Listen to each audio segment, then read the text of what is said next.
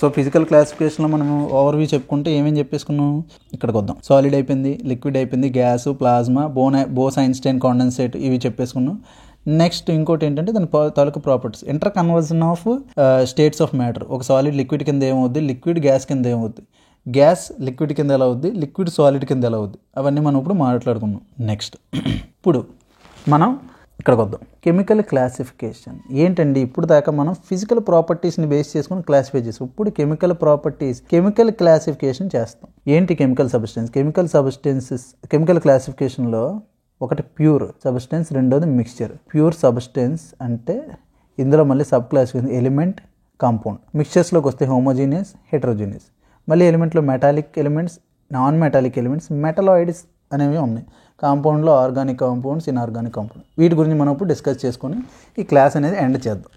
So ఇప్పుడు chemical క్లాసిఫికేషన్లో first pure substance. So pure substance, pure అంటే అర్థం ఏంటండి, ఇంకా దాంట్లో ప్యూర్ మిల్క్ అనుకోండి, ఎగ్జాంపుల్ చెప్తున్నాను, మిల్క్ని మీరు ఎగ్జాంపుల్ కింద తీసుకోవద్దు. ప్యూర్ అన్న టాపిక్ కోసం ప్యూర్ సబ్స్టెన్స్ అంటే అందులో ఇంకే మలినాలు లేవు, పాలు తప్ప ఇంకేం లేవు, కల్తీ లేదు అని చెప్పడాన్నే మనం ప్యూర్ అంటాం. సో కెమికల్ క్లాసిఫికేషన్లో ప్యూర్ సబ్స్టెన్సెస్ గురించి ఇప్పుడు మనం మాట్లాడుకుంటే, ఏ సింగిల్ సబ్స్టెన్స్, ఇంకా అవి తప్ప ఏం లేవు, are matter which cannot be separated into other kinds of matter by any physical process. So మీరు ఏ ఫిజికల్ ప్రాసెస్లో యూస్ చేసినా సరే ఆ సింగిల్ సబ్స్టెన్సెస్ మనం ఇంకా విడదీయలేం.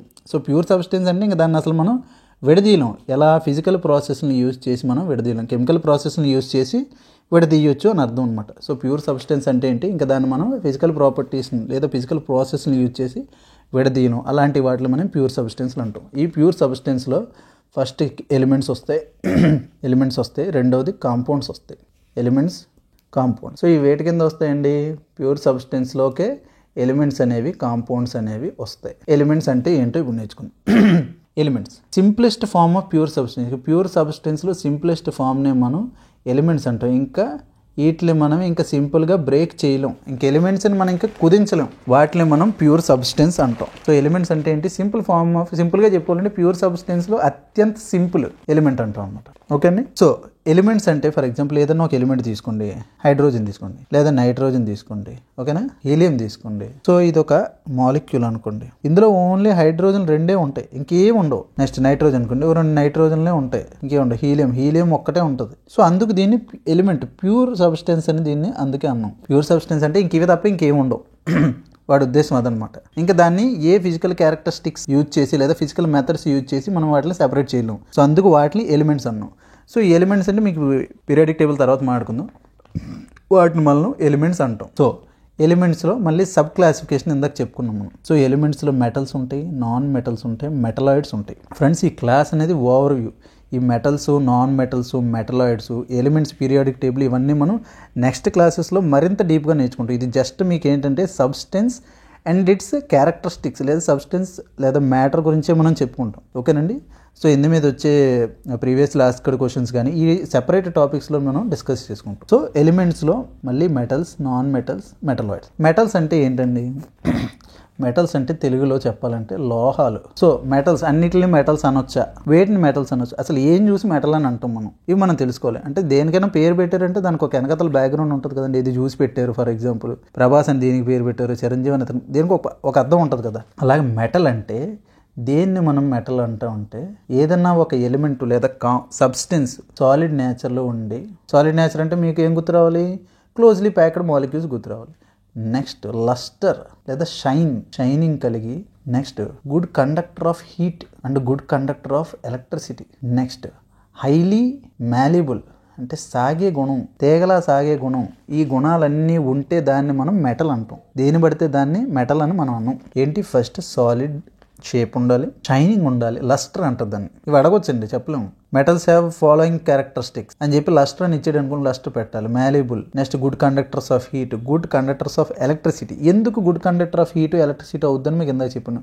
క్లోజ్లీ ప్యాక్డ్ మాలిక్యూల్స్ వల్ల ఒకటి ఇక్కడ అంటుకుంటే మొత్తం అంతా అంటుకుంటే వెళ్ళిపోద్ది అనమాట. నెక్స్ట్ ఇక్కడ ఎలక్ట్రిసిటీకి ఏం కావాలి, కంటిన్యూటీ కావాలి. ఎప్పుడైతే కంటిన్యూటీ మిస్ అయిందో ఎలక్ట్రిసిటీ పాస్ అవుతుంది, అంతే కదా.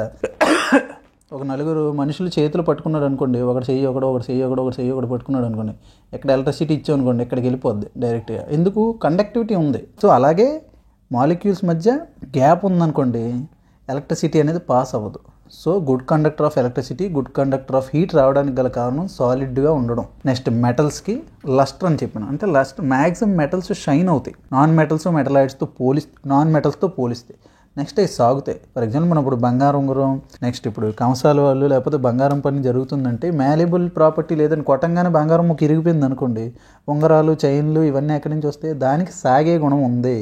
హైలీ డక్టైల్ ఇన్ నేచర్, అర్థమైందండి. తీగల సాగే గుణం ఉంది కాబట్టి అవి మెటాలిక్ ప్రాపర్టీస్ అయ్యాయి. ఓకేనండి. సో మెటల్స్కి ఉండాల్సిన property solid in nature, lustre shining ఉంటుంది. Next good conductors of heat, good conductors of electricity, highly malleable and ductile, తీగల సాగే గుణం కలిగి ఉంటుంది కాబట్టి వాటిని మెటల్స్ అంటాం. ఇక్కడ చిన్న ఎక్సెప్షన్స్ ఉన్నాయండి. ఈ ఎక్సెప్షన్స్ ఎప్పుడైనా ఎగ్జామినర్ పాయింట్ ఆఫ్ వ్యూ ఎలా ఉంటుందంటే జనరల్గా ఉన్న పాయింట్స్ కాకుండా ఎక్సెప్షనల్ పాయింట్స్ ఉంటాయి. అలాంటి పాయింట్స్ మీద ఎగ్జామినర్ ఫోకస్ అనేది ఉంటుంది. సో మెటల్స్ అంటే మనం ఏం చేసుకున్నాం, సాలిడ్లో ఉండాలన్నాం, కానీ ఒక మెటల్ మాత్రం లిక్విడ్లో ఉంటుంది, లిక్విడ్ స్టేట్లో ఉంటుంది రూమ్ టెంపరేచర్ దగ్గర. ఏంటండి అదంటే mercury is the only metal that occurs in liquid state at ఎక్కడ రూమ్ టెంపరేచర్. సో ఇది ఎక్సెప్షన్ కాబట్టి ఇది important. The only metal that is in liquid state అని అడుగుతాడు ఎగ్జామ్లో, మెర్క్యూరీ అట్ రూమ్ టెంపరేచర్. ఓకేనండి. మెర్క్యూరీ కావాలంటే షైనింగ్ అవుతుంది, గుడ్ కండక్టర్, ఇవన్నీ వేరే, కానీ లిక్విడ్ స్టేట్లో ఉండేది మాత్రం మెర్క్యూరీ. ఇది మెటల్స్ కోసం. నెక్స్ట్ నాన్ మెటల్స్ అంటే ఏంటంటే మెటల్స్ చూపించే ఏ ప్రాపర్టీ కూడా ఇది చూపించదు. For example hydrogen, nitrogen, helium, ఇంకా రకరకాలు. వీటిని మనం నాన్ మెటల్స్. హైడ్రోజన్ మెరుస్తుందండి, కనీసం కనబడదు. నైట్రోజన్ కనబడదు, హీలియం కనబడదు. సో వీటిని నాన్ మెటల్స్ అంటాం, ఏ ప్రాపర్టీ కూడా చూపించదు అనమాట. కానీ ఇక్కడ ఎక్సెప్షన్ ఒకటి ఉంది. అయోడిన్ అనేది ఒక exception. The only non metal that possess lustre, shine అవుతుంది అయోడిన్ అనేది. ఓకే అండి. సో ఎక్సెప్షన్ ఖచ్చితంగా గుర్తుపెట్టుకోవాలి. అయోడిన్ లస్టర్ని కలిగి ఉంటుంది. నెక్స్ట్ ఇంకొక ఎక్సెప్షన్ ఉంది, గ్రాఫైట్ పేరు ఎన్నో ఉంటారు మీరు. Graphite is the best conductor of heat and best conductor of electricity. కానీ మెటల్స్ కదండి ఉండాలి ఎలక్ట్రిసిటీ కండక్ట్ చేసేది. గ్రాఫైట్ లేయర్ స్ట్రక్చర్ కలిగి ఉంటుంది, తర్వాత మాట్లాడుకుందాం. Graphite exception, only non metal that possess best conductor of electricity, graphite. Non మెటల్స్లో important exceptions ఇవి. నెక్స్ట్ మెటలాయిడ్స్ అంటే ఏం చెప్పుకున్నాం, ఇంకేం చెప్పుకోలేదు కదండి. మెటలాయిడ్స్ అంటే నేను ఆడా ఉంటా ఏడా ఉంటా అంటారు చూసారా అల్లు అర్జున్, అలాగే నేను మెటల్ అవుతా నాన్ మెటల్ అవుతా, రెండు ప్రాపర్టీస్ ఎగ్జిబిట్ చేస్తాయి. వీటిని మెటలాయిడ్స్ అంటాం అనమాట. Metalloids are nothing but they exhibit both the properties of metals and non metals. Example arsenic, bismuth, ఇలా చాలా ఉన్నాయి. పీరియాడిక్ టేబుల్ మాట్లాడుకున్నప్పుడు వీటి కోసం మాట్లాడుకున్నాను. వీటికి ఒక ప్రత్యేకమైన టేబుల్ ఉంటుంది మెటలాయిడ్స్కి, అది మనం తర్వాత మాట్లాడుకుందాం. సో ఎగ్జాంపుల్ కింద arsenic, bismuth are the examples of, ఇంకా చెప్పాలంటే యాంటీమోనీ ఎక్సెట్రా. వీటన్ని these are the metalloids. So they exhibit properties of both metals and non metals. ఓకేనండి. ఇక్కడికి ఎలిమెంట్స్ అనేవి కంప్లీట్ అయ్యాయి. Next compounds. ఎలిమెంట్స్కి కాంపౌండ్స్కి చిన్న తేడా ఉంటుంది, ఒకసారి చూడండి. Compounds are the pure substance that are composed of 2 or more different elements in fixed proportion by mass. Sir ఇందాకేమో ఎలిమెంట్లు అంటే ఓన్లీ అయ్యే ఉండాలండి, ఇప్పుడు ఏంటి వేరేగా చెప్తున్నారు, 2 లేదా 3 డిఫరెంట్ ఎలిమెంట్స్ ఉంటాయండి. మనం ఇందాక ఇంకొక పాయింట్ చెప్పుకున్నాం, ఫిజికల్ ప్రాపర్టీస్ ఇవన్నీ యూజ్ చేసి మనం వాటిని సెపరేట్ చేయలేం. ఇప్పుడు ఎలిమెంట్స్ ఇవి కూడా ప్యూర్ సబ్స్టెన్స్లు ఎందుకు అవుతాయంటే, ఒక కాంపౌండ్ తీసుకోండి, మనకి జనరల్గా యూజ్ చేసేది ఏంటంటే వాటర్ మాలిక్యూల్స్ తీసుకోండి. ఇందాక మనం చెప్పుకున్నాం కదా, ఎలిమెంట్ అంటే హైడ్రోజన్ అయ్యే రిపీట్ అవుతాయి. హీలియం అయితే హీలియం, ఇదే చైన్ రిపీట్ అవుతుంది. సో ఇలాగే వాటర్ అనే ఒక కాంపౌండ్ తీసుకోండి, దాంట్లో H2O అలా అవే రిపీట్ అవుతాయి. నెక్స్ట్ ఇంకొకటి ఏంటంటే ఇక్కడ గమ్మత్తైన విషయం, పేరుకి 2 హైడ్రోజన్ ఆక్సిజన్ ఉన్న ఒక కాంపౌండ్లో, ఫర్ ఎగ్జాంపుల్ వాటర్ ఉందనుకోండి, వాటర్లో ఏమేమి ఉంటాయి, హైడ్రోజన్ 2, ఆక్సిజన్ 1 ఉంటుంది. ఈ 2 విడివిడి ఎలిమెంట్స్, 2 వేరు ప్రాపర్టీస్ కలిగిన ఎలిమెంట్స్. ఇవి ఒక కెమికల్ రియాక్షన్ ద్వారా ఈ 2 పెయిర్ అయ్యాయి. మనం ఏం కలపలేదు, ఇవి ప్రకృతిలో వాటర్ని మనం సృష్టించలేదు. సో 2 హెచ్లు ఒక ఆక్సిజన్ కలిపి మీ ఇంట్లోనైనా అదే ఉంటుంది, మా ఇంట్లో అయినా అదే ఉంటుంది. వాటర్ కాంపోజిషన్ ఎప్పుడు మారదు. ఇక్కడ మనం చెప్పాలనుకుంటుంది ఏంటంటే, నాట్ ఓన్లీ వాటర్, కాంపౌండ్స్ ఏవైనా సరే ఎలిమెంట్స్ అనేవి ఫిక్స్డ్ ప్రపోర్షన్లో, ఫిక్స్డ్ మాస్లో, ఓకేనా, ఫిక్స్డ్ ప్రపోర్షన్లో యాడ్ అయ్యి ఉంటాయి. దాన్నే మనం కాంపౌండ్ అంటాం. సో ఇంక ఇదే చైన్ రిపీట్ అవుతుంది, H2O ఇదే అవుద్ది. నెక్స్ట్ ఇంకో గమ్మత్తైన విషయం ఏంటంటే, ఈ కాంపౌండ్కి ఫర్ ఎగ్జాంపుల్ వాటర్ మాలిక్యూల్కి హైడ్రోజన్ ప్రాపర్టీస్ ఇండివిజువల్గా కానీ ఆక్సిజన్ ప్రాపర్టీస్ ఇండివిజువల్గా కానీ రావు. ఈ రెండు కలిపి ఒక కొత్త కాంపోజిషన్. ఫర్ ఎగ్జాంపుల్ హైడ్రోజన్ ఒకలా బిహేవ్ చేస్తుందండి, ఆక్సిజన్ ఒకలా బిహేవ్ చేస్తుంది. బ్లైండ్గా చెప్పాలంటే ఆక్సిజన్ మంటకి తోడ్పడుతుంది, కానీ ఆ వాటర్ మంటకి తోడ్పడదు కదా. నెక్స్ట్ హైడ్రోజన్ పాప్ సౌండ్ వస్తుంది. హైడ్రోజన్ ఎక్స్పెరిమెంట్ మనం చిన్నప్పుడు చదువుకుని ఉంటాం. హైడ్రోజన్ ఎక్స్పెరిమెంట్ చేసినప్పుడు పాప్ సౌండ్ వస్తుంది మంటకి. అలా ఇప్పుడు వాటర్ మండించినప్పుడు పాప్ సౌండ్ ఏం రాదు కదండి. సో కాంపౌండ్లో హైడ్రోజన్ వేరేగా ఆక్సిజన్ వేరేగా ఉన్నప్పటికీ ఆ రెండు వాటి ఇండివిజువల్ ప్రాపర్టీస్ అయితే చూపించు, కలెక్టివ్గా వాటర్ ప్రాపర్టీనే చూపిస్తాయి. అందుకు కాంపౌండ్స్ అనేవి ప్యూర్ సబ్స్టెన్సెస్ కింద సైంటిస్టులు కన్సిడర్ చేశారు. సో అర్థమైందండి. ఇంపార్టెంట్ పాయింట్ ఏంటంటే కాంపౌండ్లో డిఫరెంట్ ఎలిమెంట్స్ ఉన్నప్పటికీ ఆ డిఫరెంట్ ఎలిమెంట్స్ దాని తాలూకా ఇండివిజువల్ ప్రాపర్టీస్ని ఎగ్జిబిట్ చెయ్యవు, కాంపౌండ్ ప్రాపర్టీస్ని ఎగ్జిబిట్ చేస్తాయి. దానికి కాంపౌండ్ అనేది ప్యూర్ సబ్స్టెన్స్ కింద కన్సిడర్ చేస్తాం. ఓకేనండి. నెక్స్ట్ ఇంకొక ఇంపార్టెంట్ పాయింట్ ఏంటంటే కాంపౌండ్లో ఎలిమెంట్స్ అనేవి ఫిక్స్డ్ ప్రపోర్షన్లో ఉంటాయి, ఎలా పడితే అలా ఉండవు. ఓకేనండి. ఎగ్జాంపుల్స్ కింద వాటర్, షుగర్, సాల్ట్. నెక్స్ట్ కాంపౌండ్స్లో రకాలు. ఆర్గానిక్ కాంపౌండ్స్ ఉంటాయి, ఇన్ఆర్గానిక్ కాంపౌండ్స్. ఆర్గానిక్ అంటే లివింగ్ ఆర్గానిజమ్స్ నుంచి, బతుకున్న ఆర్గానిజమ్స్ నుంచి డెరైవ్ అయ్యే ప్రొడక్ట్స్ని మనం ఆర్గానిక్ కాంపౌండ్స్ అంటాం. సో బతుకున్న వాటి నుంచి వచ్చే వాటిని మనం ఆర్గానిక్ కాంపౌండ్స్ అంటాం. దీనికి ఈ మధ్య పేరు మార్చి హైడ్రోకార్బన్ డెరివేటివ్స్ అంటారు. హైడ్రోకార్బన్ డెరివేటివ్స్ అంటే ఏం కదండి, దాని దగ్గర నుంచి వచ్చిందని హైడ్రోకార్బన్ డెరివేటివ్స్. హైడ్రోకార్బన్ డెరివేటివ్స్ని ఈ మధ్య మనం ఆర్గానిక్ కాంపౌండ్స్ కింద చెప్పుకుంటున్నాం. ఇన్ఆర్గానిక్ కాంపౌండ్స్ అంటే ఏంటండి? ఇన్ఆర్గానిక్ కాంపౌండ్స్ అంటే నాన్ లివింగ్ నుంచి వచ్చే వాటిని మనం ఇన్ఆర్గానిక్ కాంపౌండ్స్ అని అంటున్నాం. ఓకేనండి. ఆర్గానిక్ కాంపౌండ్స్ అంటే లివింగ్ కాంపౌండ్స్ నుంచి వచ్చే వాటిని ఆర్గానిక్ కాంపౌండ్, లివింగ్ సోర్సెస్ నుంచి వచ్చే వాటిని మనం ఆర్గానిక్ కాంపౌండ్స్. వీటికి ఎగ్జాంపుల్ కింద carbohydrates are nothing but sugars. బయాలజీలో మీకు ఐడియా ఉండే ఉంటుంది. ఇన్ కేస్ లేకపోతే కార్బోహైడ్రేట్స్ అంటే షుగర్స్, ప్రోటీన్స్ అని కానీ ఫ్యాట్స్ కానీ ఆయిల్స్ కానీ వీటన్నిటిని మనం ఆర్గానిక్ కాంపౌండ్స్ అంటాం. అదే నాన్ లివింగ్ వాటి నుంచి అంటే ఇన్ఆర్గానిక్ కాంపౌండ్స్కి ఏంటంటే sodium chloride, salt, general salt ఇది, next washing soda, next marbles, ఇంకేవైతే వీటన్నిటిని మనం inorganic compounds. Inorganic compounds are the compounds that are derived from non-living sources, whereas organic compounds are derived from living organisms, or in today's world we call it as hydrocarbon derivatives. Okay అండి. కాంపౌండ్కి ఎలిమెంట్కి మధ్య తేడా మీకు అర్థమైంది అనుకుంటున్నాను. Next ఇప్పుడు mixtures చాలా important. ఈ mixtures అనేవి కెమికల్ క్లాసిఫికేషన్స్లో ఒక సబ్ క్లాసిఫికేషన్. మిక్చర్ అంటే ఏంటంటే మనం ఇంట్లో అందరూ మిక్చర్ తినలేనోడు ఎవడున్నాడు చెప్పండి. మిక్చర్లో ఏముంటాయి? బూందీ ఉంటుంది, పల్లీలు ఉంటాయి, కరివేపాకు ఉంటుంది, మరోటి చిప్స్ ఉంటాయి. సో మిక్చర్ చేసినోడు ఏం చేస్తాడు? పల్లీలు 10 లెక్కెట్టి, లేకపోతే బూందీ 10 లెక్కెట్టి. ఎక్కడ మిక్చర్? మీ ఇంటి దగ్గర మిక్చర్ వేరేలా ఉంటుంది, మా ఇంటి దగ్గర మిక్చర్ వేరేలా ఉంటుంది. సో మిక్చర్ నేను ఎందుకు ఈ ఎగ్జాంపుల్ చెప్తున్నానంటే మిక్చర్ అనేది ప్యూర్ సబ్స్టెన్స్ కాదు, డెఫినెట్ ప్రపోర్షన్లో అయితే ఉండదు. పల్లీలు ఎక్కువ అవుతాయి, బూందీ ఎక్కువ అవుతుంది. సో దీన్ని మనం ఎలా చెప్పుకుంటుంటే material obtained by mixing 2 or more substance in indefinite proportion is called mixture. So ఒక ఇండెఫినెట్ ప్రపోర్షన్లో కనుక మనం యాడ్ చేసినట్టు దాన్ని మిక్చర్ అంటాం. Next the properties of the components remains unchanged. ఇందాక కాంపౌండ్లో ఏమైంది? హైడ్రోజన్, ఆక్సిజన్ ఉన్నప్పటికీ వాటర్ మాలిక్యూల్ హైడ్రోజన్ తన ప్రాపర్టీని చూపించదు, ఆక్సిజన్ తన ప్రాపర్టీని చూపించదు. కానీ మిక్చర్లో పల్లీ టేస్ట్ వేరేగా తెలుస్తుంది, బూందీ టేస్ట్ వేరేగా తెలుస్తుంది. అంటే ఏంటి? ప్రాపర్టీస్ ఆఫ్ ద కాంపోనెంట్స్, అందులో ఉన్న కాంపోనెంట్స్ ప్రాపర్టీస్ మాత్రం రిమైన్స్ అన్చేంజ్డ్. అవి మారవు, అవి చూపిస్తాయి. Milk, sea water, paint. Sea water కనుక తీసుకున్నాం అనుకోండి ఎగ్జాంపుల్. సీ వాటర్ తీసుకుంటే సీ వాటర్ అనేది మిక్స్చర్. సీ వాటర్లో ఏముంది? Salt plus water. మనకు చూడడానికి ఏమీ కనపడదు, వాటర్లాగే కనిపిస్తుంది. కానీ తాగినప్పుడు మీకు సాల్ట్ అనేది తెలుస్తుంది కదా, అంటే దీని నేచర్ ఇండివిజువల్గా తెలుస్తుంది. అలాంటి వాటిని మనం మిక్స్చర్ అంటాం. అర్థమైందండి. So mixture is nothing but A material obtained by mixing 2 or more substance in indefinite proportion is nothing but mixture. The properties of components remains unchanged. అందులో ఉన్న కాంపోనెంట్స్ ప్రాపర్టీ మాత్రం ఏమీ చేంజ్ అవ్వదు. సో మిక్స్చర్లో 2 రకాల మిక్స్చర్లు ఉన్నాయి. Homogeneous mixture, heterogeneous. హోమో అంటే same అండి. హోమోజీనియస్ మిక్స్చర్ అంటే ఏంటంటే it has uniform composition throughout, no visual boundaries of separation. Uniform అంటే ఫర్ ఎగ్జాంపుల్ యూనిఫామ్ అనే పదం మీకు తెలిసి ఉంటుంది. స్కూల్లో యూనిఫామ్ ఎందుకు పెడతారండి? అందరు స్టూడెంట్స్ మాకు సేమ్, మాకు ఈక్వల్, ఎవరి మీద మాకు వివక్ష లేదా పక్షపాతం లేదు అని చెప్పడానికే మనం యూనిఫామ్. సో హోమోజీనియస్ మిక్చర్ అంటే దీని కాంపోజిషన్ త్రూ అవుట్, మీరు ఫర్ ఎగ్జాంపుల్ గ్లాసులో పాలు తీసుకుని పాలంతా చూస్తే అలాగే కనిపిస్తాయి. అంతేగాని ఫ్యాట్ వేరేగా, పాల్లో కాల్షియం వేరేగా, లేకపోతే మినరల్స్ వేరేగా మీకు కనబడవు. అవన్నీ కలిసిపోతాయి.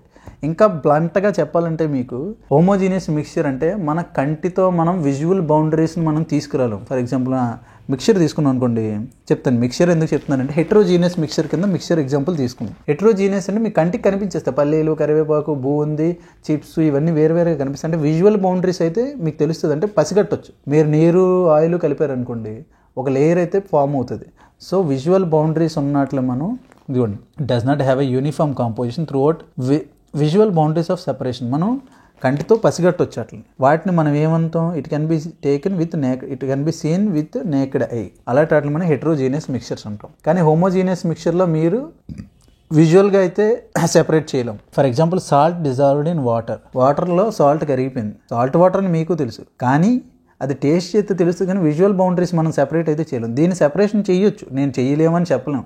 దీనికి సెపరేట్ మెథడ్స్ ఉంటాయి, సెపరేషన్ టెక్నిక్స్ ఉంటాయి. అయోడిన్ ఇక్కడ ఏంటిది క్లోరోఫామ్లో కలిసిపోయినా, బెంజిన్ టోలిన్లో కలిసిందని మనకు తెలుస్తుంది, కానీ విజువల్ బౌండరీస్ అయితే మనం చెప్పలేం.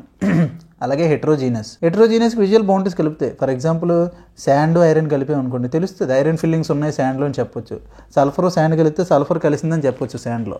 సో ఇవి హోమోజీనియస్ అండ్ హెట్రోజీనియస్ మిక్స్చర్స్ మాట్లాడుకున్నప్పుడు మనం ఖచ్చితంగా సెపరేషన్ కూడా మాట్లాడుకోవాలి. సో సెపరేషన్ ఏంటి, సెపరేషన్ టెక్నిక్స్ అంటే నథింగ్ బట్ మనం ఒక మిక్స్చర్లో ఉన్న కాంపోనెంట్స్ని వేరు చేయడాన్ని మనం సెపరేషన్ అంటాం. సో ఇది రకరకాలుగా ఫిజికల్ సెపరేషన్ ఉండొచ్చు, కెమికల్ సెపరేషన్ కూడా ఉండొచ్చు.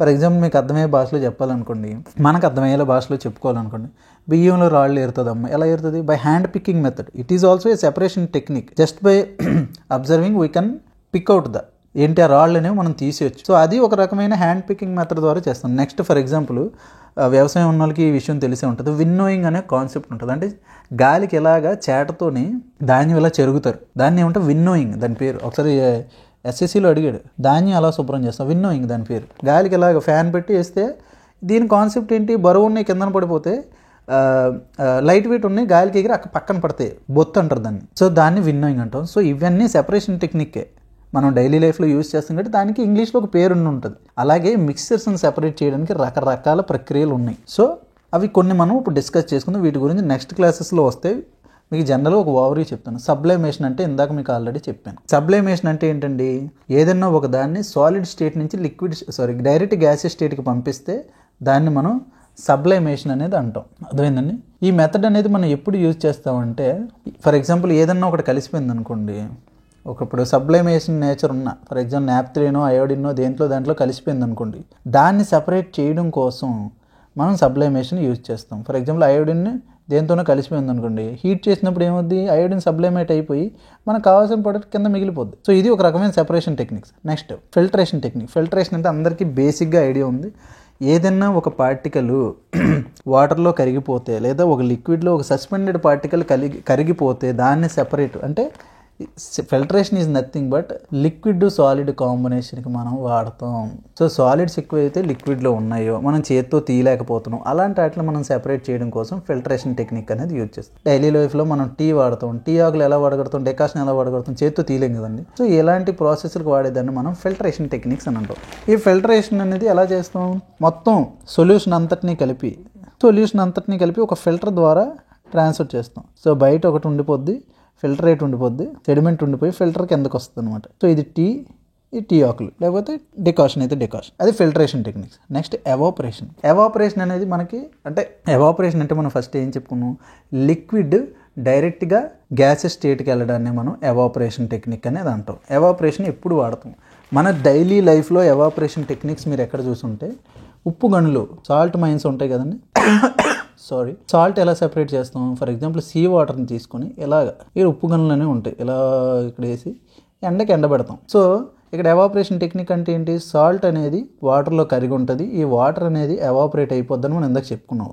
అట్ రూమ్ టెంపరేచరే. సో వాటర్ ఎవాపరేట్ అయిపోయి కింద క్రిస్టల్స్ ఎలా ఫార్మ్ అవుతుంది, ఆ టెక్నిక్ని మనం ఎవాపరేషన్. సో ఎవాపరేషన్ టెక్నిక్స్ని యూజ్ చేసుకొని మనం సాల్ట్ని అబ్టైన్ చేయొచ్చు. నెక్స్ట్ ఇంకోటి ఫిల్టర్లో మీకు బాగా అబ్బాయిలు బండిలు తోలేవాళ్ళకి ఐడియా ఉంటుంది. ఇంజిన్ ఆయిల్ని ఫిల్టర్ చేయడానికి లోపల ఫిల్టర్స్ ఉంటాయి. అంటే ఇంజిన్ ఆయిల్లో ఎప్పుడైనా సస్పెండెడ్ పార్టికల్స్ ఉండిపోయి అనుకోండి, అంటే కరిగిపోయి చిన్న గింజల్లాగా ఉండిపోయి అనుకోండి, సో అవి సెపరేట్ చేయడం కోసం ఫిల్టర్లు అనేవి ఉంటాయి, అంతే కదండి.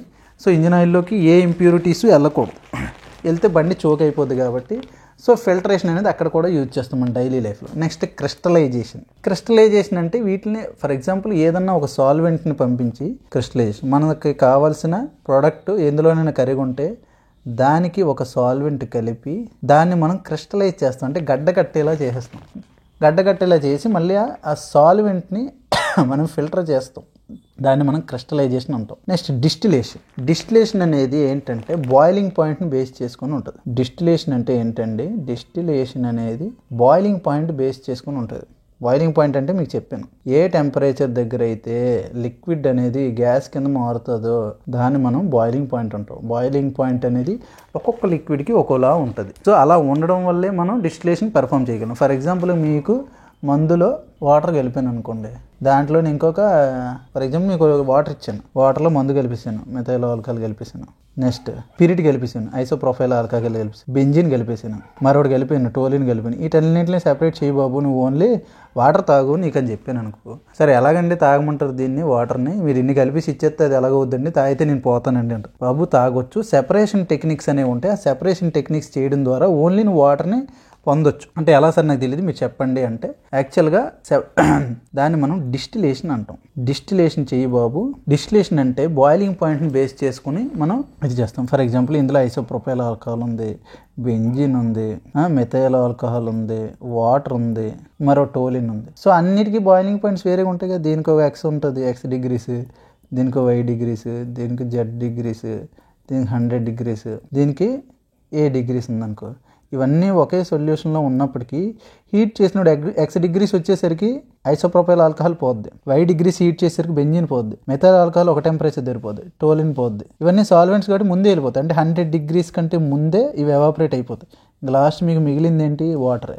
సో వాటర్ మనం ప్యూరిఫై చేసుకొని తాగొచ్చు. ఓకే అండి. దీన్ని డిస్టిలేషన్ అనేది ఎప్పుడు యూజ్ చేస్తామంటే, ఎప్పుడైతే వొలటైల్ లిక్విడ్స్ అంటే ఎవాపరేట్ అవ్వడానికి రెడీగా ఉన్నాయో అలాంటి లిక్విడ్స్ని మనం హీట్ చేసి మిగిలిన దాన్ని మనం ప్యూరిఫై చేసి వాడతాం, అంటే సెపరేట్ చేస్తాం అనమాట. నెక్స్ట్ ఇప్పుడు డిస్టిలేషన్ చెప్పుకున్నప్పుడు మీకు ఫ్రాక్షనల్ డిస్టిలేషన్ కూడా చెప్పాలి. ఫ్రాక్షనల్ డిస్టిలేషన్ అంటే దీనికి ఒకటే కాన్సెప్ట్ అండి. డిస్టిలేషన్ ఒకటే, కాకపోతే ఇక్కడ మధ్యలో ఒక ఫ్రాక్షనల్ కాలం అనేది వాడతాం. ఇక్కడ ఎలా కాలం ఉంటుంది, అందులో ఎలా రౌండ్గా ఉంటుంది. సో ఏంటండి ఈ కాలం అంటే అంత వరస్ట్గా అయితే ఉండదు. సో ఎప్పుడైతే ఎవాపరేట్ అయిన గ్యాస్ ఉంది కదండి, మనం ఎక్స్ డిగ్రీస్ ఇచ్చినప్పుడు ఈ కాలంలోకి వెళ్ళి ఒక దగ్గర డిపాజిట్ అవుద్ది. అర్థమైందండి. ప్రతి దగ్గర ఫ్రాక్షనల్ కాలం ఉంటుంది. ఆ కాలంలోకి ఒక్కొక్క టెంపరేచర్ ఇచ్చినప్పుడు ఆ సాల్వెంట్ వెళ్ళి ఆ కాలంలోంచి బయటికి వెళ్ళి ఇక్కడ సెపరేట్ డిపాజిట్ అవుద్ది అనమాట. దాన్ని మనం ఫ్రాక్షనల్ డిస్టిలేషన్ అని అంటాం. ఫ్రాక్షనల్ డిస్టిలేషన్ అనేది మనం ఎక్కువ పెట్రోల్ ఇండస్ట్రీలో వాడుతూ ఉండే. ఎక్కడండి, పెట్రోల్ ఇండస్ట్రీలో వాడతాం. సో క్రూడ్ ఆయిల్ సెపరేషన్ టెక్నిక్కి మనం ఏం చేస్తాం, ఫ్రాక్షనల్ డిస్టిలేషన్ అనేది ఒకటి వాడతాం. ఓకేనండి. క్రూడ్ ఆయిల్ని మనం సెపరేట్ చేయాలంటే డిస్టిలేషన్ ప్రాసెస్, ఫ్రాక్షనల్ డిస్టిలేషన్ మనం యూజ్ చేస్తాం. నెక్స్ట్ ఇంకా last separation technique, one separation technique ఏంటంటే, ఇది ఫ్రాక్షనల్ డిస్టిలేషన్ చెప్పాను. క్రోమాటోగ్రఫీ, ఇది ఒక రకమైన సెపరేషన్ టెక్నిక్. దీని గురించి డెప్త్గా మనకు అవసరం లేదు. Chromatography is a separation technique అంతే. Next sedimentation and decantation. Sedimentation అంటే ఏంటండి, ఫర్ ఎగ్జాంపుల్ వాటర్లో తీసుకొని మట్టి కలిపామనుకోండి, మనం ఏమీ చేయకపోయినా కొంతసేపటికి మట్టి కరిగిపోయినట్టు కనిపించినా కొద్దిసేపటికి అలా వదిలేసాం అనుకోండి, మట్టి వేరేగా వాటర్ వేరేగా అయిపోతుంది. ఎందుకు, డెన్సిటీ బేస్ మీద, స్పెసిఫిక్ గ్రావిటీ బేస్ మీద వాటర్ వేరేగా మట్టి వేరేగా కిందకు వచ్చేస్తుంది. ఎందుకు, గ్రావిటీ బట్. సో సెడిమెంటేషన్ అంటే liquid, solid suspended in liquid, ఆ పార్టికల్కి మాత్రం మనం సెడిమెంటేషన్ టెక్నిక్ వాడతాం. సెడిమెంటేషన్ అనేది మనం డైలీ లైఫ్లో బోల్డ్ సార్లు యూజ్ చేస్తాం. అర్థమైందండి. సెడిమెంటేషన్ అంటే సస్పెండెడ్ పార్టికల్స్ని సెపరేట్ చేయడం కోసం సెడిమెంటేషన్ అనేది యూజ్ చేస్తాం. సో ఫ్రెండ్స్, మీకు నాకు తెలిసి ఈ వీడియో నచ్చుండొచ్చు. ఇన్ కేస్ ఏమైనా మీకు డౌట్స్ ఉంటే మీరు కమెంట్ సెక్షన్లో చెప్తారని నేను ఎక్స్పెక్ట్ చేస్తున్నాను. ఇన్ కేస్ నేను చెప్పే విధానంలో ఏమైనా మార్పులు చేయాలన్నా అది కూడా. సో ఫ్రెండ్స్, మనం మన యాప్ డౌన్లోడ్ చేసుకోవాలనుకుంటే మన వీడియో ఏదైనా కానీ ఆ వీడియో డిస్క్రిప్షన్, ఇక్కడ మీరు టైటిల్ దగ్గర ఓపెన్ చేస్తే, మీరు క్లిక్ చేస్తే ఇట్లా ఒక షార్ట్ డిస్క్రిప్షన్ అన్నది ఓపెన్ అవుద్ది. ఇక్కడ ట్యాప్ చేస్తే మీకు ఫుల్ డిస్క్రిప్షన్ అన్నది ఓపెన్ అవుద్ది. అందులో మీకు ఈ లింక్ కనిపిస్తుంది కదా, సో ఈ ఫస్ట్ లింక్ క్లిక్ చేస్తే మీరు డైరెక్ట్గా మన యాప్లోకి అయితే వెళ్తారు. సో ఇట్లాంటి స్క్రీన్ కనుక మీకు వచ్చింది అనుకోండి, ఇక్కడ పైన కనిపిస్తుంది చూసారా, install on more device are install అని కనిపిస్తుంది మీకు. సో అది క్లిక్ చేస్తే ఎందులో ఇన్స్టాల్ అవ్వాలి, మీకు డివైజెస్ ఎక్కువ ఉన్నాయనుకోండి ఇట్లా వస్తుంది. సో అందులో ఏది అని క్లిక్ చేసి అందులో ఇన్స్టాల్ చేసుకోవటమే. లేదా మీరు ఇంకెలా ఇన్స్టాల్ చేసుకోవచ్చు అంటే, ప్లే స్టోర్. ఇప్పుడు ఇట్లా ప్లే స్టోర్కి వెళ్ళిపోయి ఇందులో ఇక్కడ సెర్చ్లోకి వెళ్ళి ఇక్కడ మీకు ఎగ్జామ్ ట్రిక్స్ అని కనుక సెర్చ్ చేస్తే ఇట్లా వస్తాయి. అండ్ గుర్తుపెట్టుకోండి, ఎగ్జామ్ ట్రిక్స్ వచ్చేటప్పటికి మీకు సేమ్ లోగోతో 2 ఉంటాయి. ఓకేనా? ఆ రెండిట్లో కూడా మీరు పర్టికులర్గా పైన ఎగ్జామ్ ట్రిక్స్ కింద శరణ్ తేజస్ అని ఉంది చూసారా, అది క్లిక్ చేయాలి. ప్రజెంట్ యాక్టివ్గా ఉన్న యాప్ అయితే అది. సో ఇక్కడ మీకు ఇన్స్టాల్ అని ఉంటుంది. సో ఇన్స్టాల్ అని బటన్ క్లిక్ చేసుకుని ఇన్స్టాల్ చేసుకున్న తర్వాత ఇక్కడ ఓపెన్ అని వస్తుంది అనమాట. సో ఓపెన్ అయితే చేసుకోండి. ఓపెన్ చేసుకున్న తర్వాత లాగిన్ కనుక చేసుకుంటే ఇట్లాంటి పేజ్ అన్నది వస్తుంది. ఎవరైతే ఫస్ట్ టైం యూజ్ చేస్తారో వాళ్ళకి ఇటువంటి పేజ్ రాదు. మీ లాగిన్ డీటెయిల్స్ అడుగుతుంది అనమాట. వాట్సాప్ లాగా, ఫేస్బుక్ లాగా అది కూడా లాగిన్ చేసుకోవాలి మీరు. ఈ యాప్ కూడా ఇక్కడ ఏంటంటే మీ మొబైల్ డీటెయిల్స్, ఈమెయిల్ ఐడి ఇవన్నీ ఇచ్చేసి లాగిన్ అయితే ఇటువంటి పేజ్ అన్నది ఓపెన్ అవుద్ది. పైన మీకు ఏంటంటే ఏమైనా ఆఫర్స్ ఉన్నాయా, ఏమేమి కోర్సెస్ సంబంధించి ఏం జరుగుతుంది అన్న ఇన్ఫర్మేషన్ వస్తుంది. అండ్ కింద చూసుకుంటే మనకు అసలు ఇక్కడ ఏమేమి కోర్సెస్ ఉన్నాయి అండ్ టెస్ట్ సిరీసెస్ ఇవన్నీ మీకు వస్తాయన్నమాట. ఇవన్నీ చూపిస్తుంది. ఫస్ట్ మనం కోర్సెస్లోకి వెళ్దాం. సో కోర్సెస్లోకి వెళ్తే ప్రజెంట్ మీకు 4 కోర్సెస్ చూపిస్తున్నాయి కదా. ఈ వీడియో మీరు చూసే టైంకి కానీ తర్వాత కానీ మీకు ఏంటంటే కోర్సెస్ ఇంకా చాలా యాడ్ అవుతాయి. అంటే ఇప్పుడు సపరేట్గా ఫిజిక్స్, రీజనింగ్ ఎలా అయితే ఉన్నాయో అన్ని సబ్జెక్ట్స్ కూడా సెపరేట్గానే యాడ్ చేస్తాం. అండ్ దాంతోపాటు కంప్లీట్గా ఏఎల్పి కోర్స్ ఇక్కడ మీకు ఫస్ట్ ఇది కనిపిస్తుంది చూసారా, ఈ ఫస్ట్ కోర్సు ఏఎల్పి కోర్స్ అనమాట. అండ్ ఇక్కడ మీకు ఈ 4th కోర్స్ చూపిస్తుంది కదా, కంప్లీట్గా ఇప్పటిదాకా ఏవైతే కోర్సులు మనం చేసామో, ఫ్యూచర్లో రైల్వే మీద చేయబోతామో అన్నీ కలిపి 4th కోర్సులో పెడతాం అనమాట. ఆల్ ఇన్ వన్ కాంబో లాగా అనమాట. ఓకేనా? సో ఇట్లా ఉంటుంది. మీకు మీ నీడ్కి తగ్గట్టు మీరు ఏ కోర్స్ అయినా తీసుకోవచ్చు. సో ఫస్ట్ అసలు ఏఎల్పి కోర్స్ కావాలనుకుంటే ఇక్కడ ఫస్ట్ కనిపిస్తుంది కదా 6000ది, ఆ కోర్సులోకి వెళ్తే ఇక్కడ మీకు కంప్లీట్ డీటెయిల్స్ వస్తాయి. అంటే ఇది మీరు చూడొచ్చు, RRB ALP best course, CBT1, CBT2 part A and తర్వాత CBAT ఇవన్నీ ఇందులో వస్తాయి అనమాట. అండ్ దీని గురించి డీటెయిల్స్ కూడా ఇక్కడ రాసాం, కావాలంటే చదవచ్చు. అండ్ ఇప్పటిదాకా ఏమేమి కంప్లీట్ అయినాయి చూడాలంటే పైన కంటెంట్ పేజ్లోకి వెళ్తే ఇక్కడ మీకు డెమో క్లాసెస్ అని కనబడుతుంది కదా. సో డెమోస్ అంటే డెమో క్లాస్ ఎన్ని డెమోస్ అయితే ఉన్నాయో అన్నీ ఇక్కడ మీకు ప్రొవైడ్ చేస్తాం. సబ్జెక్ట్ వైజ్, టీచర్ వైజ్ కూడా. అంటే రీజనింగ్కి సంబంధించి సబ్జెక్ట్ వైజ్ మనకు ఉన్నాయి. అండ్ తర్వాత ఒకవేళ రీజనింగే కానీ లేదా ఏదైనా సబ్జెక్టు ఒకళ్ళకన్నా ఎక్కువ టీచర్స్ కనుక డీల్ చేస్తే వాళ్ళవి కూడా మొత్తం అన్నీ డెమో క్లాసెస్ కూడా ఉంటాయి అనమాట. అంటే ఏదో బయట ఇన్స్టిట్యూట్లో మనకి ఏంటంటే ఒక్కొక్క డెమో క్లాసు 2 డెమో క్లాసులు ఉంటాయి. ఇక్కడ ఏంటంటే కంప్లీట్గా మీకు సబ్జెక్ట్కి అండ్ తర్వాత టీచర్కి ఒక 2-3 డెమో క్లాసులు ఉంటాయి. అండ్ ఇక్కడ మీరు చూడొచ్చు టోటల్ ప్రజెంట్ 16 ఉన్నాయి, ఇంకా యాడ్ చేస్తాం. సో అరౌండ్ 20 to 30 డెమో క్లాసెసే ఉంటాయి. అంత అంటే మీకు డెమో క్లాసెస్ అన్ని ప్రొవైడ్ చేస్తాం అంటేనే మీరు అర్థం చేసుకోవచ్చు ఏ రేంజ్ క్వాలిటీ మనం ప్రొవైడ్ చేస్తామని. అవన్నీ చూసి మీరు డిసైడ్ అవ్వచ్చు. ఇక్కడ రీజనింగ్ చూడొచ్చు 88 వీడియోస్ ఉన్నాయి. అండ్ తర్వాత మ్యాథ్స్ 43 వీడియోస్ ఉన్నాయి. ఇంకా యాడ్ అవుతూ ఉంటాయి ఫిజిక్స్, కెమిస్ట్రీ, బయాలజీ. అండ్ తర్వాత ఏఎల్పి స్పెషల్ మనకి సైకోమెట్రీ క్లాసెస్ అన్నీ ఉన్నాయి. అండ్ మిగతావి కూడా యాడ్ అవుతూ ఉంటాయి అన్నమాట. వీటికి సంబంధించి డెమో చూడొచ్చు. ఈ కంటెంట్ మొత్తం మీరు ఫ్రీ క్లాసెస్ చూసుకుని పర్చేజ్ చేయాలంటే ఇక్కడ ఓవర్వ్యూలోకి వచ్చి కింద ఇక్కడ బై కోర్స్ అని ఉంది కదా, దీని మీద క్లిక్ చేయాలన్నమాట. సో క్లిక్ చేస్తే ఇక్కడ మిమ్మల్ని అడుగుతుంది ఏమేమి ఇప్పుడు ఉంది మీకు 12 monthsకి అంటే 1 yearకి 6000 అండ్ తర్వాత 2 yearsకి అయితే 7000 అండ్ 3 yearsకి అయితే 8000 ఇట్లా ఉంది. సో మీరు మీకు కావాల్సిన ప్లాన్ని చూస్ చేసుకోవచ్చు. సపోజ్ ఇక్కడ 1 year ప్లాన్ని చూస్ చేసుకుంటే ఇట్లా మీకు 6000 ఇట్లా పడుతుంది. అప్లై కూపన్ అని ఇక్కడ చూపిస్తుంది కదా, మీ దగ్గర ఏమైనా కూపన్స్ ఉంటే అవి యూజ్ చేసుకుంటే మీకు డిస్కౌంట్స్ అన్నీ వస్తాయన్నమాట. ఓకేనా? అది మీరు ఉంటే యూజ్ చేసుకోవచ్చు, లేకపోతే ఎంటీగా వదిలేసి ఇక్కడ పే ఆన్లైన్ ఉంది కదా దాని మీద క్లిక్ చేయాలి. దాని మీద క్లిక్ చేస్తే ఇట్లా ట్రాన్సాక్షన్ అన్నది ఇనిషియేట్ అవుతుంది. ఇనిషియేట్ అయిన తర్వాత ఇక్కడ మీకు ఫోన్పే, గూగుల్ పే అని చూపిస్తున్నాయి కదా, దీని ద్వారా పేమెంట్ చేస్తే మీకు క్లాసెస్ అన్న వచ్చేస్తాయి అనమాట. అవే కాకుండా card, net banking and EMI ఇట్లా మీకు రకరకాల ఆప్షన్స్, కార్డ్లెస్ ఈఎంఐ అండ్ తర్వాత డెబిట్ కార్డు, క్రెడిట్ కార్డు అన్నీ ఉన్నాయన్నమాట. సో మీరు మీ నీడ్కి తగ్గట్టు ఎలా కావాలి ఏంటి అన్న దాన్ని బట్టి ఇది తీసుకోండి. ఓకేనా? ఇది వన్స్ మీకు పేమెంట్ అయిపోతే ఇంకా క్లాసెస్ అన్న ఓపెన్ అయిపోతాయి. ఓకే.